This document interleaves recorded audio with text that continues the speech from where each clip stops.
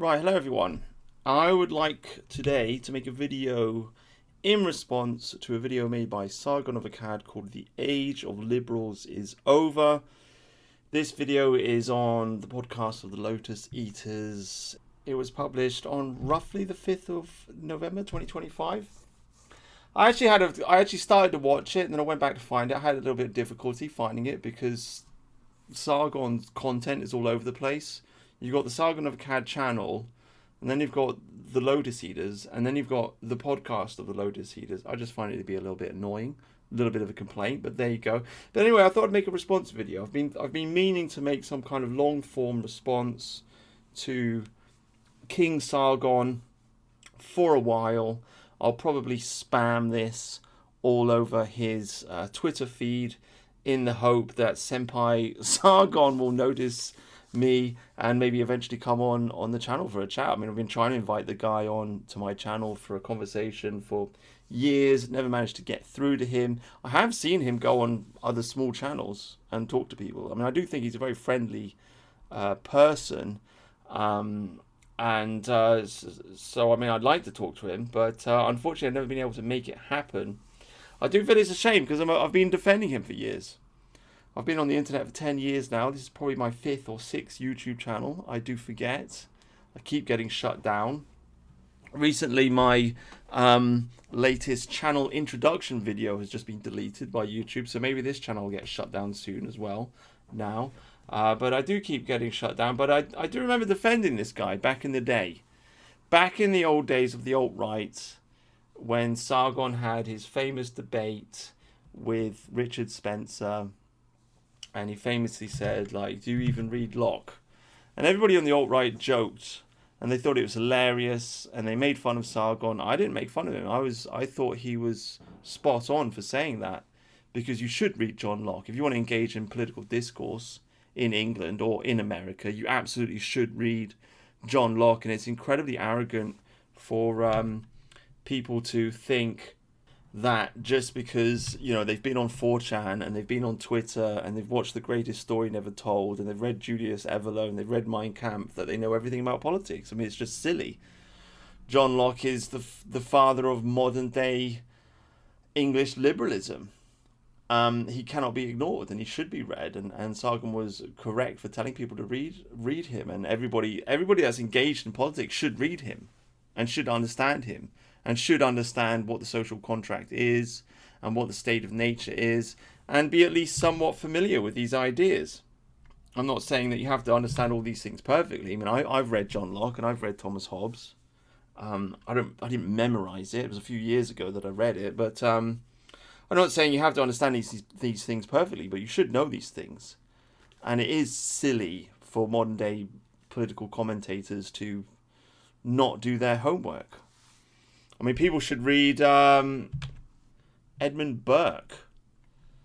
How can you say anything about the Conservative? Everybody hates the Conservative Party. Who's read Edmund Burke, Reflections on the Revolution of France? How many people have read that book? Because he's the father of the modern day conservative movement.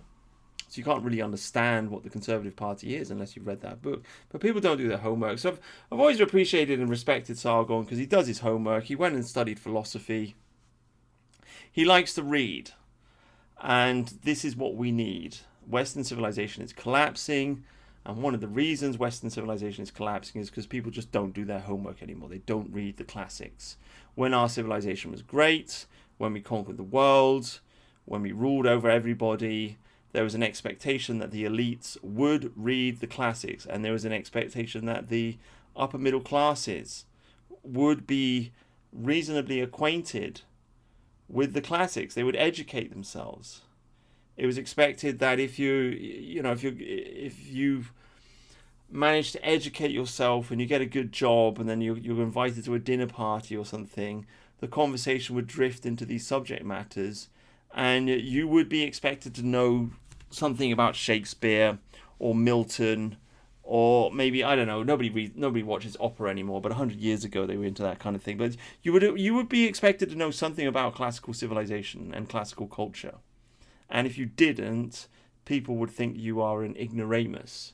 And so there was a bit of a snobby kind of, oh, you haven't read that book, oh, you're a bit thick, aren't you, kind of attitude in the elites and amongst journalists and intellectuals. And this was good, and this is good, and it should be that way again, because if you don't read the classics, then you don't really know what's going on, and then you'll just end up with all kinds of shallow opinions about everything. And we see this all over the internet all the time, just people, I'm not against ordinary people making their anecdotal observations on what's going on, right? Complaining about stuff, going on the internet, making a video, this has done this and that's done this, and I've seen this on the news, and my neighbor, this happened to her, and it's just not English. I mean, this is fine, this is good.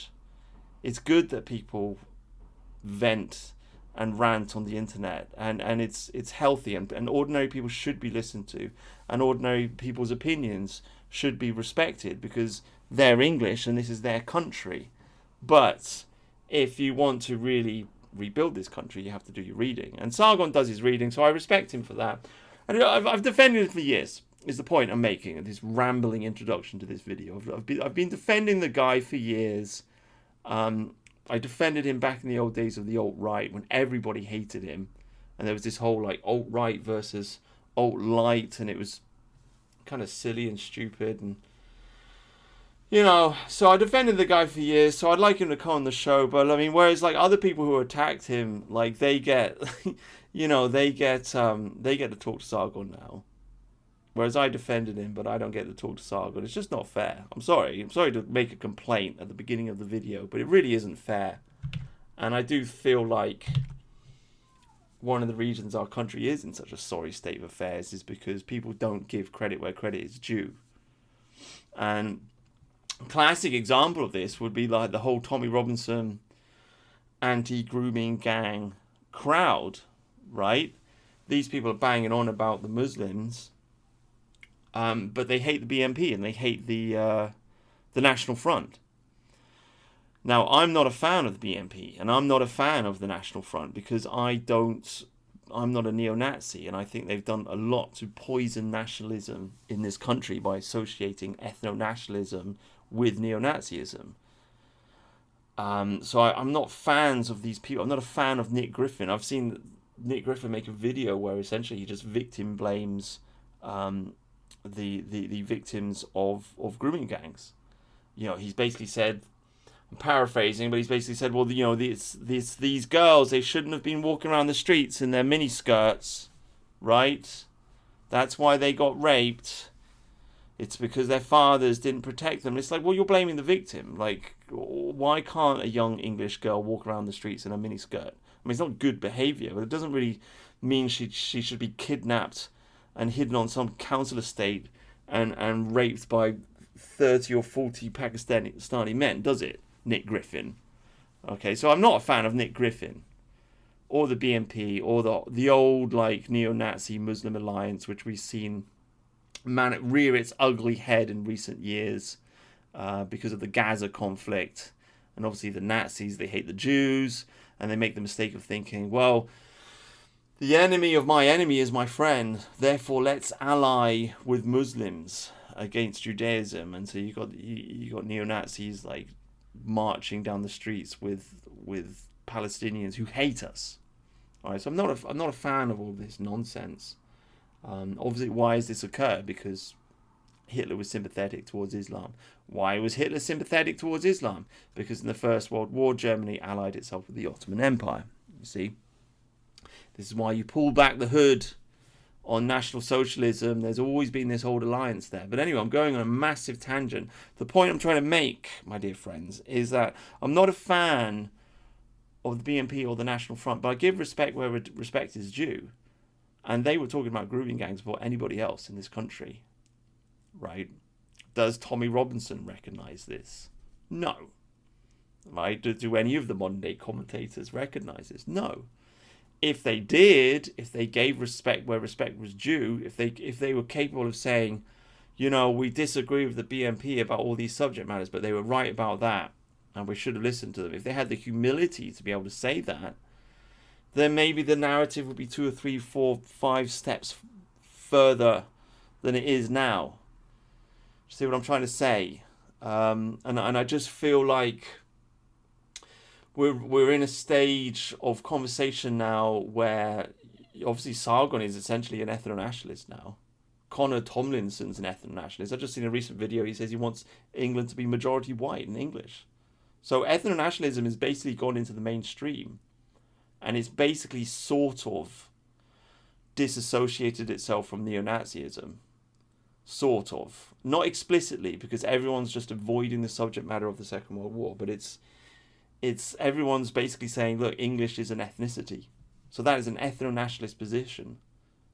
And it's emerging now into the mainstream. And I talked about this years ago. I feel like I've just been proven right. Does anybody remember? Does anybody say, oh, yeah, you were right about all that, Brutus? No, they don't. It's a terrible beginning to this video. I know, but it's just... it's not how I intended to start the video. I'm just trying to make the point. That... I feel like a new English ethno-nationalism is on the cusp of emerging. It's appearing. It has not been fleshed out yet, but it's sort of kind of there, which is what Sargon's video, "The Age of Liberals is Over," is kind of what he's kind of talking about, but he's not really talking about it, but he's edging around the subject matter. So I feel like we're close, but I feel like it really needs to be laid out in a clear and succinct manner. And we really need to have a serious conversation about this. But anyway, so I'm going to make a response to this video. Sorry for the 10-minute long or 11-minute long rambling introduction to the video. I'm just trying to make the point that respect should be given where respect is due. And if someone's proven right, you should admit it, I suppose. And it just, I don't know, man. It's just kind of, it saddens me. Like, so many people died. So many people died in the meme war of 2016. So many people had their lives chewed up. This is one reason why, I had Evalian on the show, right? She got her life totally chewed to pieces. She stuck her neck out there. And, man, she faced a lot of persecution from the government. And now it's 10 years later and she's forgotten. Nobody's inviting her onto anybody's show. Like, all the points that she made have been are going mainstream now, but she's just thrown in the garbage. It's just stepped over, forgotten. Christopher Cantwell, he went to jail. Is he out of jail yet? I don't know. I think he is. He's been chewed up and spat out, right? Andrew Anglin, Daily Stormer, he's gone mad. I don't know if any of you have read the Daily Stormer recently, but he's just like slowly losing his mind. All of his talking points are going mainstream. So it just saddens me to see like old warriors of the alt-right. They stuck their neck out and they got their head shot off. And now the whole narrative has changed and everybody's kind of talking about ethno-nationalism and everybody's talking about the Jewish question, and these things are going mainstream. But the older generation that really talked about these things when these things were completely taboo and forbidden, they kind of get forgot. And I just think that's really sad. I think that's awful, really. But anyway, let's try and address this video. The Age of Liberals is Over. So essentially, in this video, Sargon sits down and he basically says liberalism is dead, right?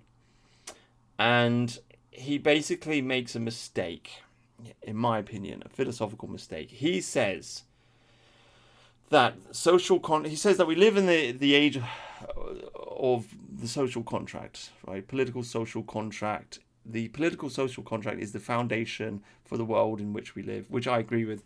But he makes the mistake, he's correct about that, but he makes the mistake of saying that in order to believe in a social contract, you have to believe in a tabula rasa, a blank slate theory of mind. And this is false, in my opinion. But this is the premise on which this entire video is resting. And this is the reason I'm making a response to it, because I just think he's wrong. So the conclusions that follow the rest of the hour of his video, it's not that everything he says is wrong, but it's just he's reaching some incorrect conclusions because his premise is wrong, essentially. So basically, in this video, he lays out the idea that the modern world of English liberalism is built on social contract theory, and in order to accept social contract theory, you have to believe in a blank slate, which means you have to believe in the blank slate of the mind, which means you have to believe that human beings are born and they're all the same, and they are nurtured, they are educated into being the way that they are. And if you believe in this, then essentially the conclusion is that everybody can be English, right? Because to be English is just an idea, and it doesn't matter what IQ level you are, it doesn't matter what race you are, you can just be merged into English liberalism because everybody's a blank slate. And this is why our world is falling to pieces, essentially. This is the point that Sargon's making. Our world is falling to pieces because the elites believe in the blank slate, right? So because of this, Sargon then rejects English liberalism, and he doesn't offer any kind of solution or new path forward or new political ideology to follow. So that's the essence of what he says in his video. As I said, he's wrong. I mean, he's right that the elites of the world do believe in the tabula rasa. They do accept this idea that anybody can be anything or do anything. This is obviously true because they're promoting transgenderism. A man can be a woman can be a man, or you can be a cat if you want, or you can be a dog, right? Or, you can identify as black, or you can identify as Indian, or you can anybody can identify as anything. The mind is all powerful. The mind, you can be anything that you want to be. There's no such thing as an inherent genetic or psychological bias. You can be 4'9". You can be a 4'9" woman, and you can be a firefighter, right? It doesn't matter that you're not strong enough to save people from the burning building. It doesn't matter. It's sexist and to think otherwise. So this is Sargon is absolutely correct that the elites have adopted the blank slate theory of mind, and this is destroying Western civilization. Because we're inviting all these people into the country, they don't fit in, they don't accept the blank slate theory of mind, and they don't fit into Western civilization. And as all of these, all the acid attacks and the violence and the murder and etc., is following from this. So he's correct in this way, but this doesn't mean that we should reject English liberalism or that we should reject the idea of the social contract, because you don't have to. I know it's the third time I've said this. You don't have to believe in the tabula rasa to believe in the social contract.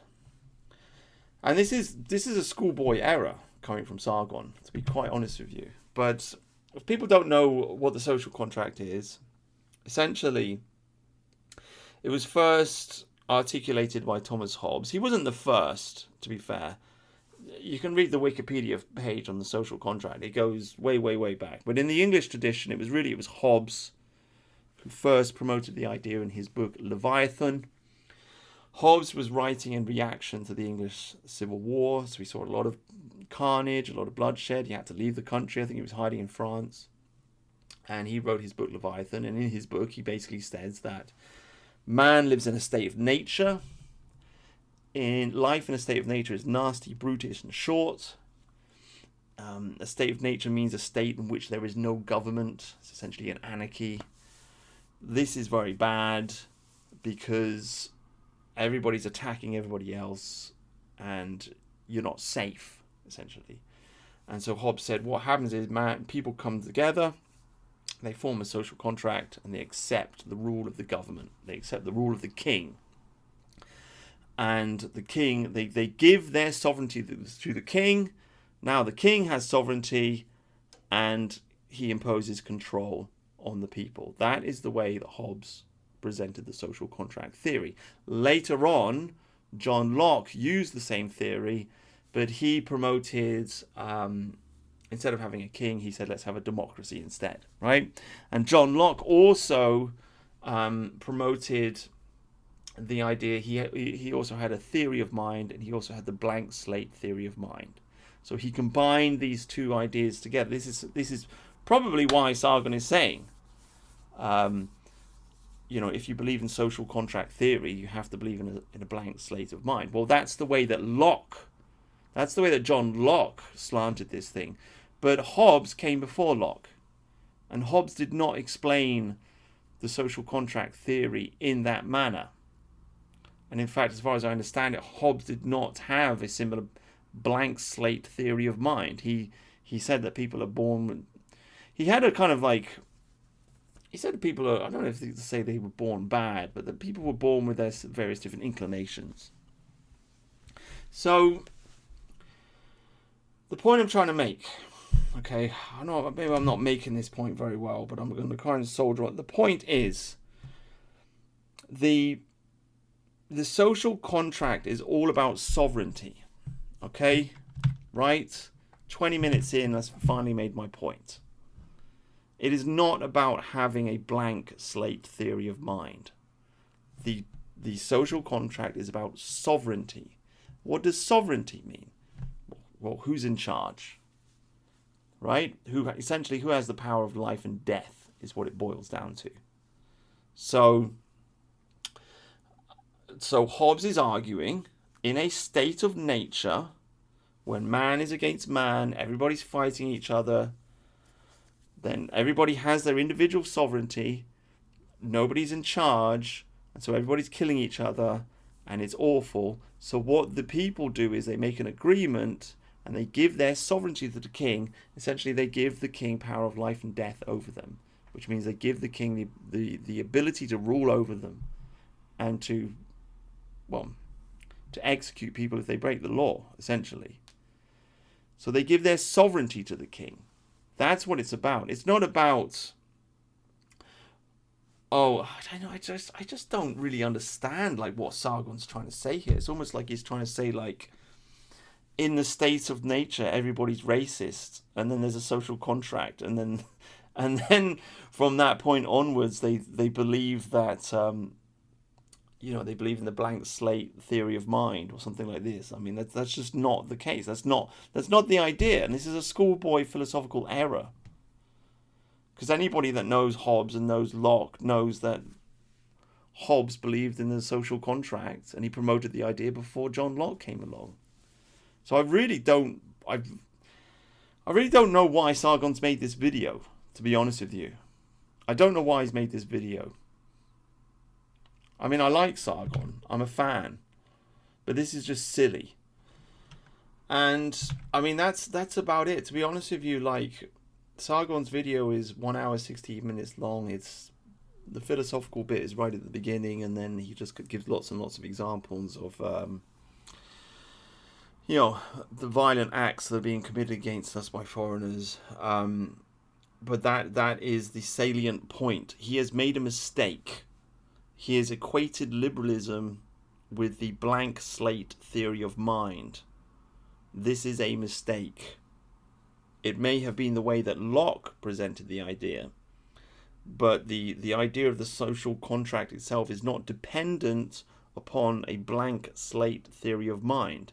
Now, the blank slate theory of mind must be rejected because it doesn't make any sense and it leads to insanity.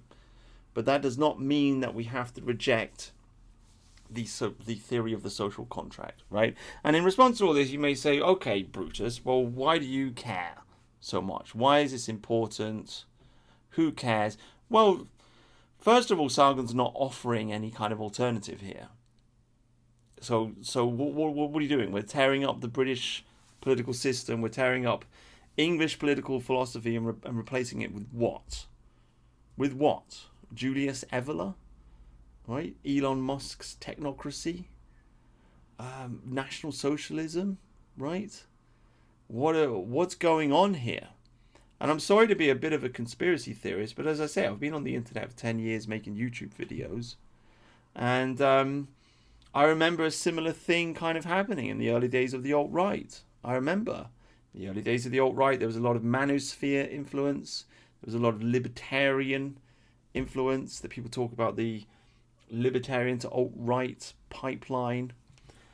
People talked about cultural Marxism a lot. There was this meme of destroy cultural Marxism. I haven't heard anybody mention the idea of cultural Marxism in a long, long time. People would talk about the Frankfurt School a lot. I haven't heard anybody mention them in a long time. In fact, I've seen some British dissident rights thinkers make videos in agreement with some of the people of the Frankfurt School, right? So in the beginning of the alt-right, there was this strong kind of facts, kind of individualist, kind of libertarian angle on the alt-right, and then over a course of a few years, this kind of all got pushed out, and it got replaced with, we have to follow Julius Evola. I don't know why I don't hate Julius Evola that much. I think he said some things that were intelligent, but I just feel the need to constantly tear him down because he's been put on a pedestal as the absolute darling, the absolute godhead of the dissident right, and I just think that's silly. I think it's absurd because I've read one of his books and he wasn't that good. And he's not that clever. What's he saying? Things are spiritual. Okay, thanks. Right, I don't know. Maybe he's saying something more profound. But that's all I got out of the book. In ancient times, there was a spiritual element to government. Okay, great, thanks. I got it. Right? He's just not that inspiring. So I just feel I need to tear him down all the time because it's just silly. I mean, if you're really into Julius Evola, why don't you just step over Julius Evola and read the Bhagavad Gita? Right, and just get into the Veda, which is much more interesting. But anyway, the point I'm trying to make is in the early days of the alt-right, there was this strong kind of like manosphere influence, a strong kind of like, not the modern day gay retarded manosphere, by the way, which is all just flex and blah blah blah, but the old manosphere, which was intelligent, and it was based in blogs and not TikTok videos. So there was a lot of talk about, market influence and this, that, and the other. All of that got pushed away and replaced with a kind of word salad. And I remember just this ongoing battle between individualism and collectivism and which one's more important. And you have to be a collectivist. You can't be an individualist. It was just like a mantra repeated again and again and again and again and again on the internet. And it was gay and it was retarded, and the alt-right descended into neo-Nazism, and it was rubbish, right? And it just seems like the same thing's happening here because Sargon is the king of the liberals. I mean, back in the day, he called himself a liberalist, right? He tried to invent his own little niche of liberalism. And now here he is, like a good boy, making a video, the age of liberals is over. Right? Like a good boy. Good boy, Sargon. Well done. I'm sure in the background, Morgoth will give you a big pat on the back, right? Good boy, Sargon. You've rejected your country's political ideology, right? I'm sorry for look. This is just the way I make videos, okay? There's always a little bit of biting sarcasm and aggression in the video. That's just the way I do it. Don't take offense. Makes the video interesting. But, good boy, Sargon, right? Yeah, you'll get a pat on the back. Morgoth will give you a pat on the back. Maybe the academic agent give you a little pat on the back as well.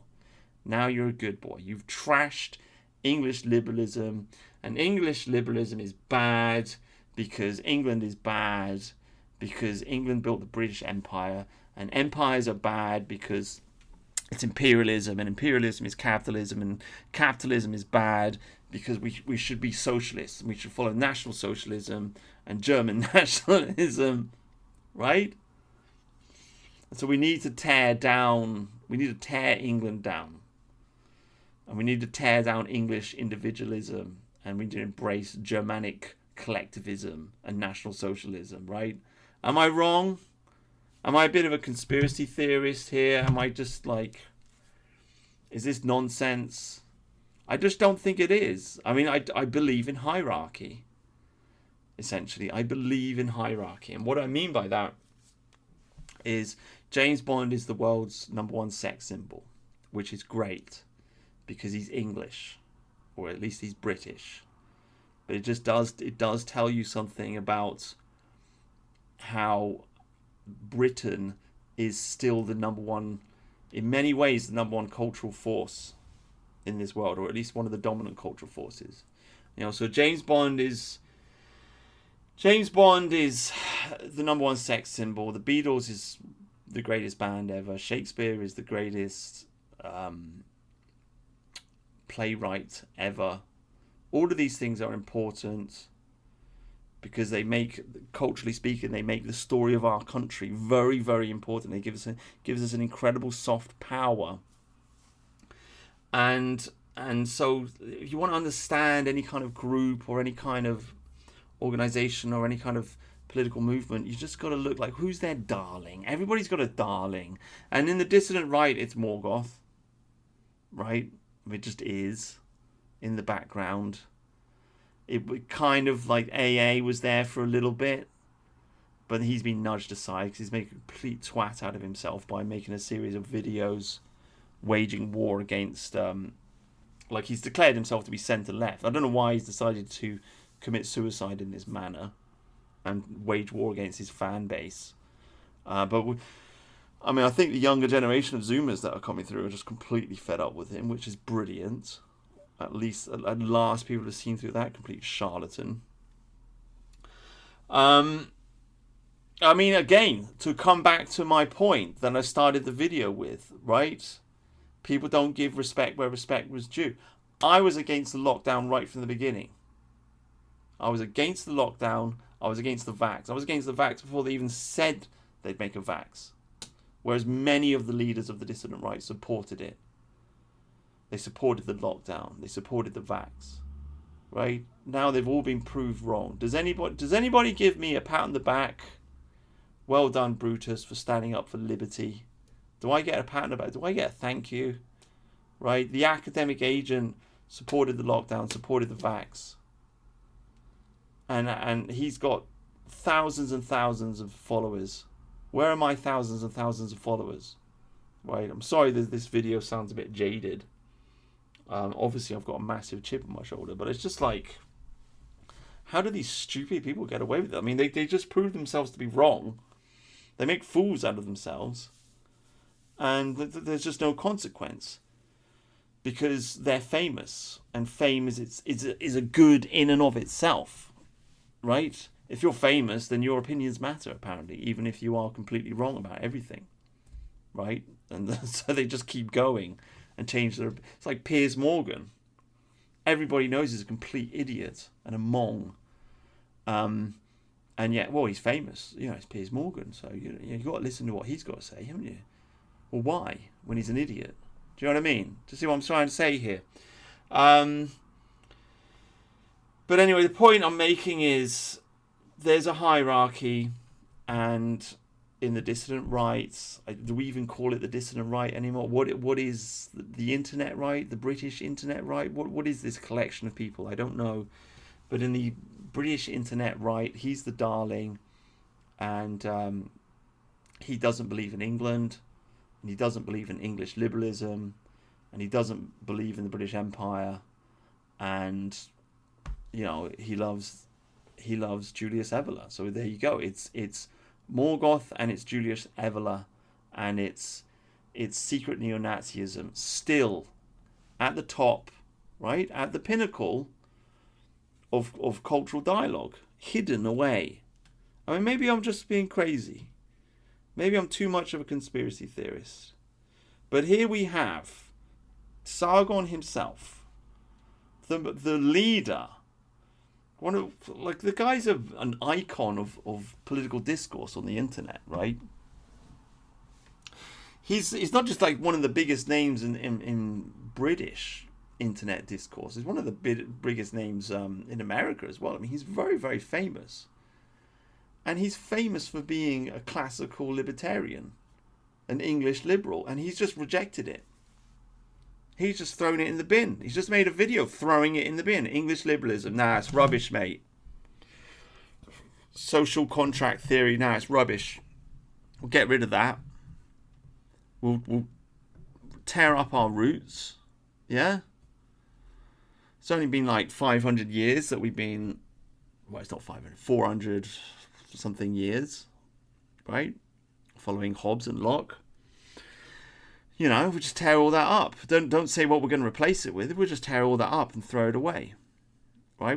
Why? Because of a schoolboy error of saying that you have to believe in the blank slate theory of mind in order to accept the idea of the social contract. Why is he doing this? Why? Because in the background, and in the British dissident right, everyone reads Julius Evola and it's just untouchable. That's why I always tear down Evola. Because it's silly. It's retarded. We should not be following continental philosophers. We should be following British philosophy and English philosophy and celebrating it and fixing it. That's what we should be doing. Not looking to the continent for inspiration. Not looking to flipping German idealism. Word salad. Okay? Keith Wood's word salad, German idealism. No. No, no, no, no, no. This is not the English way. So I'm a massive conspiracy theorist. I think everything's a psyop, and I think just in the background, you know, just people just been chipping away at Sargon for years and nudging him in this direction. And now he's taken the bait, and I just think it's really sad to see. And I just think what we need in this country is an English ethno-nationalism. And it needs to be an English ethno-nationalism which is based and supported by English political philosophy. Which means instead of rejecting Locke and rejecting Hobbes and rejecting Edmund Burke and all the rest of it, we should read these books, understand these books, and then twist them in our favour. Reinterpret them in our favour. This is how we should proceed forward. Don't just chuck all the stuff on the bonfire and then try and start anew. That is not the conservative way of doing things.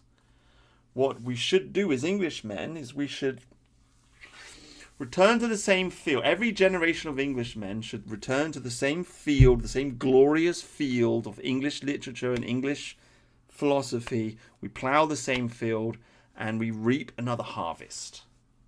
That is how the process works. Again, going back to the point I was making at the beginning of the video, one of the reasons I like Sargon is because he does his homework. And I'm so utterly sick and tired of debating retarded internet neo-Nazis who've never read anything. I'm not even that well read, but at least I do try to read the classics. Right, I've tried to read some of the English classics, and I've made videos about them. This is my 6th YouTube channel, so many of my videos just get deleted, unfortunately, and I keep meaning to upload them, and then blah blah blah. I'm disorganized, but whatever. I've read many of these classics, and I've made videos about them. I at least try. So what we need in this country is an English ethno-nationalism. We need to understand that the English race is the dominant white ethnicity of this world. We are the most successful European race. If you love European people, you should love the English, because we conquered the world. We created the British Empire, the world's most powerful empire. We're living in the shadow of the British Empire now. The world was a better place when Britain ruled the world. When Britain ruled the world, it was the old world order. We now live in the new world order. We live in the age of Woodrow Wilson's New World Order. He's the American president. He said, I want to build a new world order. What is the new world order? It's Wilsonian idealism. It's the idea that every country in the world should be a republic, like America, right? So he wanted to tear down the British Empire. That's what the Americans did. And everything's rubbish because of it. Because representative democracy, it kind of worked for us. It's not working for the Africans, and it's not working for many countries in the world. But whatever the case, the new world order is not good. America's done a terrible job of ruling the world. America's just spread homosexuality and sexual revolution everywhere. It is bizarre for people to be having sex outside of marriage. It's not normal, and if you look at the vast expanses of history, for the vast majority of history, it would be considered to be bizarre for people to have their daughters running around having sex with boyfriends and having abortions. I mean, it's just insane. This is what America's given us. The British Empire didn't give this to the world. America gave this to the world, and somehow we get the blame for it. So what people need to understand is, whatever the case, I'm not anti-American, but I'm just trying to point out that the British Empire was good, England is good, we conquered the world, there are roughly 200 million English people in this world, we are the dominant white ethnicity of this world, we still rule this world, right? The empire is shaking, it's about to collapse, but we still rule this world. And we should rally behind this. We should rally behind the Anglosphere, and we should rally behind England, and we should rally behind English culture and English history, instead of rallying behind Adolf Hitler and Julius Evola. Only retards want to rally behind Julius Evola and the academic agent and Morgoth. Okay, we need to rally behind an English ethno-nationalism and Thomas Hobbes and John Locke, and we need to take those philosophical writings and make them ethno-nationalist. And the great problem that we face is that Hobbes and Locke were implicitly racist, but not explicitly racist. Hobbes was writing about an England that was 100% white. He didn't, for whatever reason, the subject matter of race didn't occur. Same goes for Locke. Locke went to America and he wrote, I think it's off the top of my head, Constitution of Carolina. I could look it up, I can't be bothered. But go and look it up. Hobbes went to America, he wrote a constitution of one of the states in America. Hobbes was never against slavery. He was never against slavery. He never wrote about it. He never said that black people in America should be treated in the same way that white people should be treated. So he was implicitly racist. And English liberalism is implicitly racist. And English liberalism was always designed for English people. It's English liberty for English people, not English liberty for the whole world. So this needs to be understood, and what we need to do is we need to take our political system, which was implicitly racist, and we need to make it explicitly racist.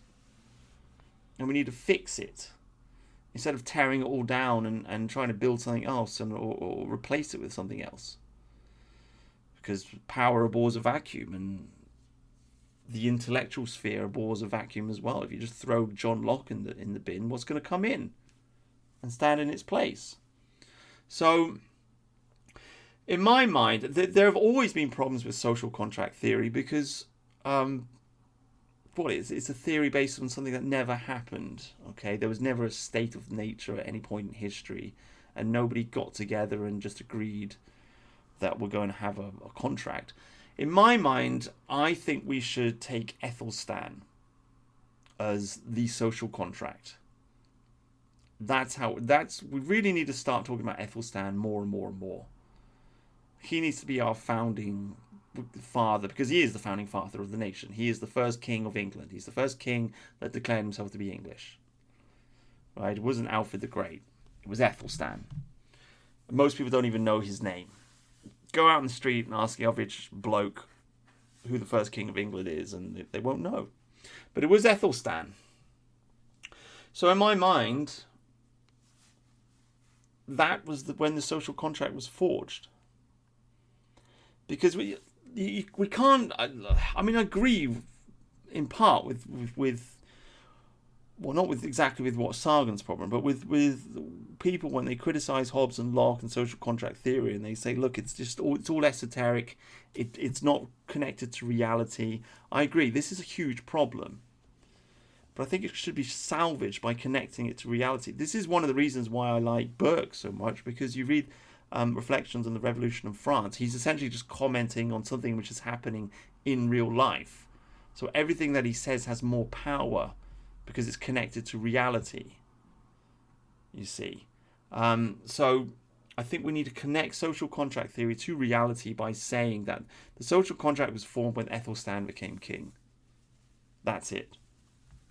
That's the historical application of social contract theory. I know this is not what Hobbes said or what Locke said, but I don't care. That's how I would rescue these ideas. So before Athelstan, we had a state of nature in this country in which we had the Anglo-Saxon kings, and there was a lot of war, and there was a lot of fighting, and it was unstable, and we were getting invaded by the Danes. You know, we had the Dane law and all this nonsense, and obviously Alfred the Great fought the great heathen army, and it was just kind of very unstable.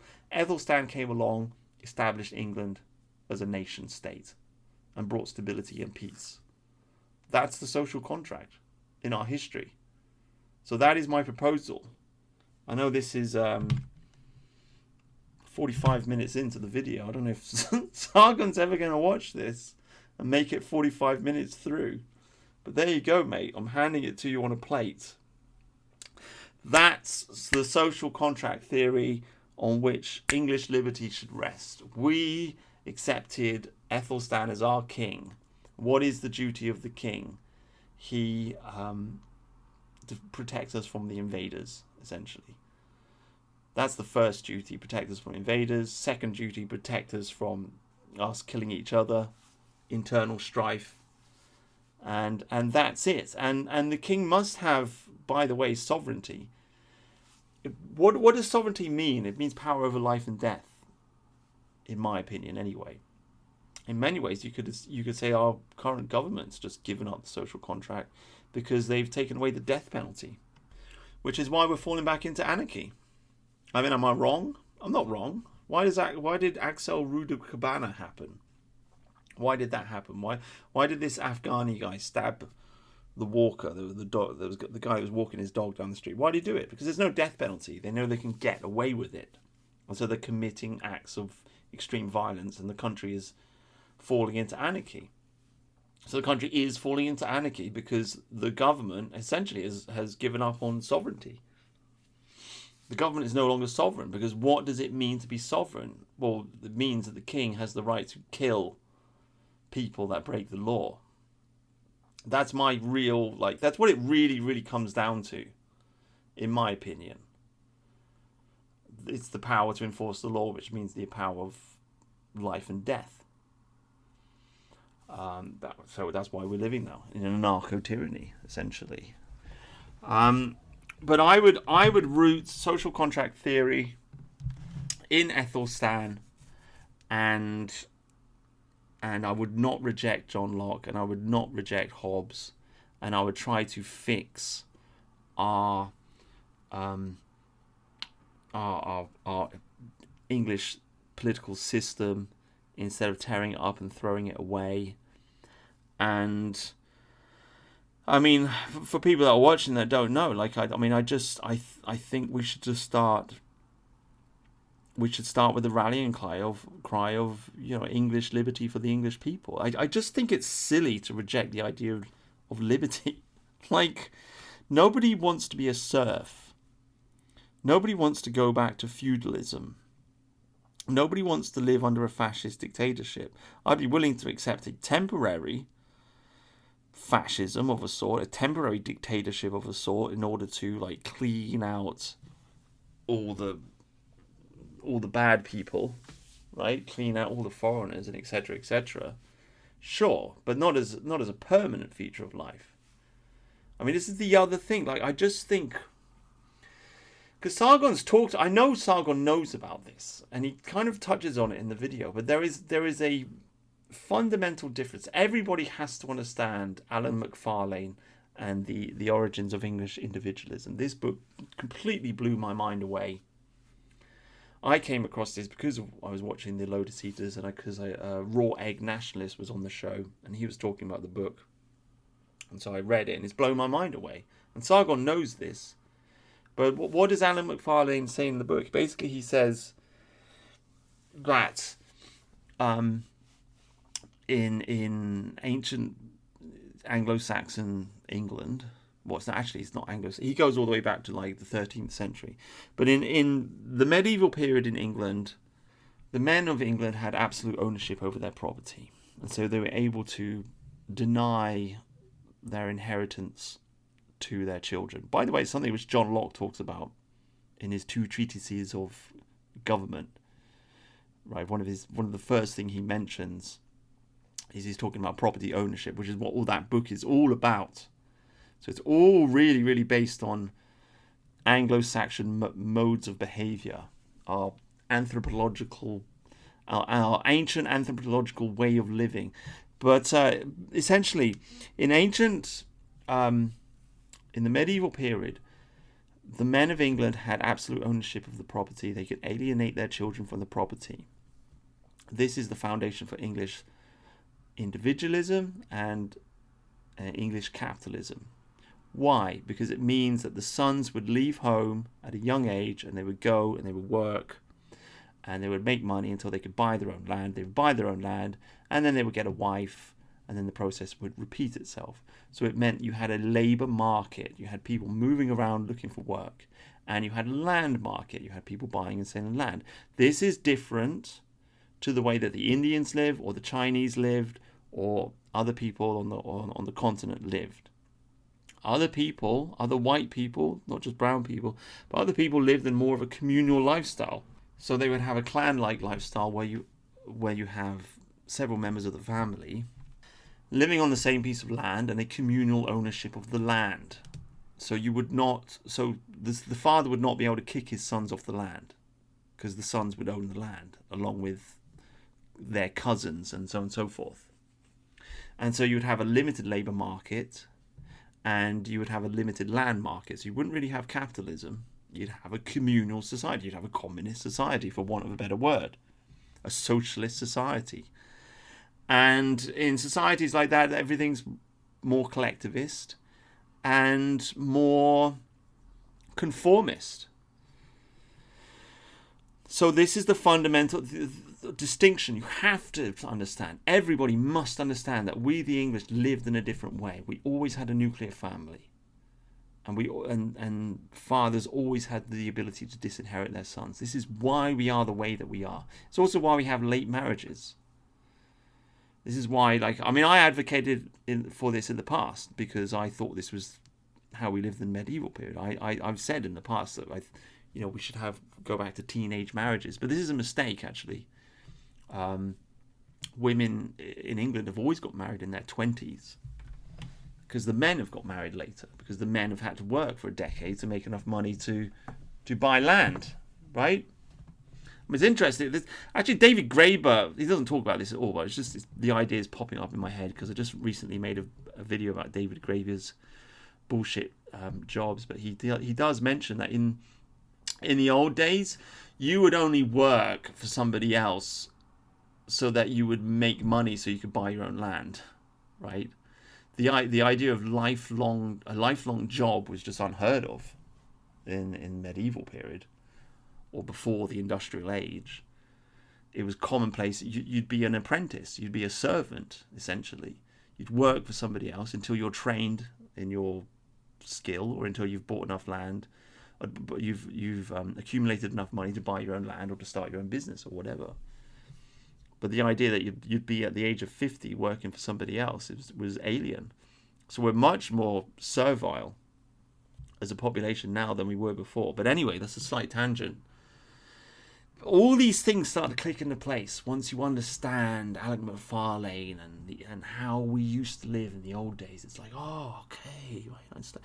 Even the dating market, everybody's going crazy. Oh, how should men and women live with each other? Well, it's very simple. You as a man should go out, make money, buy a property, and then get a wife. That's how it should work. That's how Anglo-Saxon people have always behaved. And young men can't do that anymore, and so everything's screwed up. So everything makes much more sense once you understand the origins of English individualism. I know that Sargon knows this, but this is the source of our English liberty. We are an individualist nation because we have absolute ownership of property. It's right at the heart of everything. The property. Even John Locke, the first thing he's talking about is the property. property rights, property ownership. So I've forgotten the point I was making, but anyway, during the course of the video, Sargon mentions that we have these foreigners and they come here and they don't behave, they don't think in the same way that we do. They have these big extended families and they practice nepotism, and we don't behave in that manner. We have nuclear families, and so they create criminal organizations. Because organized crime, like if you want to be involved in organized crime, it's good to have a big extended family, right? This is why the Sicilians did so much damage in America. This is why the Muslims over here they're able to create these crime networks because of their extended families. So you have all these this massive clash of culture where you're inviting these foreign people into our country who have a completely different mindset. Anthropologically a different way of living. They follow the extended family way of living. They follow the communal ownership of property way of living. They follow a way of living where you have 2-3 generations in the same house. They follow a way of living that is completely conformist. It has to be conformist. If you're living with your grandparents and your cousins, you're going to conform to their way of thinking. It's a totally different alien way of life that's coming over here, which is why we have such a massive culture clash going on. So Sargon talks about this a little bit, but I mean, I'm trying to end the video. The point I'm trying to make is once you understand Alex McFarlane, once you understand the origins of English individualism, you won't be able to give up on English liberty because you'll understand it's baked into the cake. It's the way that we are. We are an individualist people because we have a nuclear family and we have absolute ownership of property. We've always been this way, and this is the source of our greatness. Because a man has to stand on his own 2 feet in English culture. You can't be a man and live with your mum at the age of 40. You'll be disrespected. You can do it if you're an Indian. You can't do it if you're English. This is why the Cowboys were the way they were. This is why you got John Wayne. Man's got to do his own thing. Like that's English. That's his Englishness coming through. When you took English people and you gave them like an infinite amount of land, you get America. You get the extreme expression of individualism in America. You get cowboys on ranches and so on and so forth. So once you understand this, you'll understand that liberty is baked into the cake with the English people. We don't like to get pushed around. We are an individualistic group of people. Even Alan McFarlane doesn't go this far, but he does hint that our nature is, we are like this because we are Germanic. This is the original the way our Germanic pagan ancestors would behave. They believed in liberty. They would get together. They would have a thing. They would have meetings. They did not have, kind of autocratic dictatorship that the Romans had. The Germanic people were free. America has always been a civil war. Europe has always been in this kind of civil war between the freedom-loving Germanic people in the north and the people of the Roman Empire who are willing to accept being plebs, unarmed plebs, essentially. We have descended from our Germanic ancestors. They are freedom-loving ancestors who believed in the right to bear arms. They had a warrior culture. They lived in small communities, not in vast cities. They never had dictatorships. They would gather together and have meetings. And it wasn't democracy in the way we have it now, but it was a certain kind of liberty. The world's oldest parliament is in Iceland. It's called the Althing. It's 1,000 years old.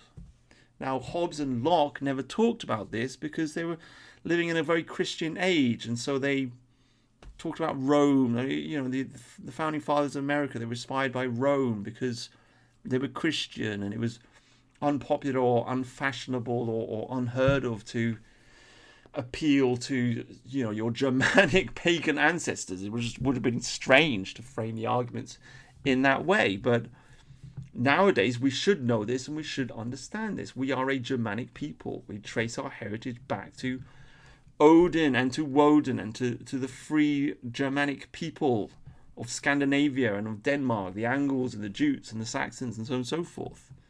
An unconquerable people, an individualistic people. This is who we are. We are not collectivists. We are not Romans. This has to be rejected. So all of this has to be understood. And you have... How can Sargon reject English liberty? Really? The entire story of the English people is it's the quest for liberty. What is the story of the English people? Hengist and Horsa come over here.